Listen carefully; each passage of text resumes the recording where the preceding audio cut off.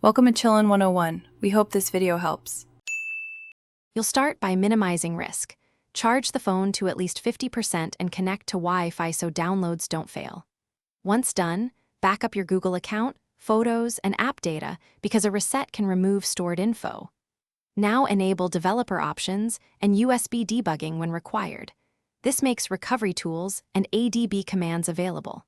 Then reboot into Settings, right arrow System, right arrow Advanced, right arrow Reset options. Choose to reset network or system update components. As your first, you'll proceed to remove corrupted update data. Open Settings, go to Apps, Show System Apps, and find Android System Web View and the System Updater. Clear cache first to avoid losing essential configs. If problems persist, clear storage or data for the updater. This forces the update agent to start fresh. Once done, you can use ADB for a deeper reset.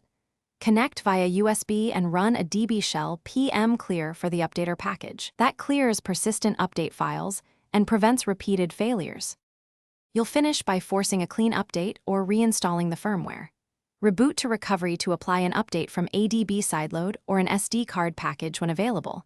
This bypasses the broken updater app. After installing, reboot, re-enable services, and sign into your Google account. Then let Play Store finish app updates. If the update still fails, boot into safe mode to isolate third-party interference or perform a factory reset.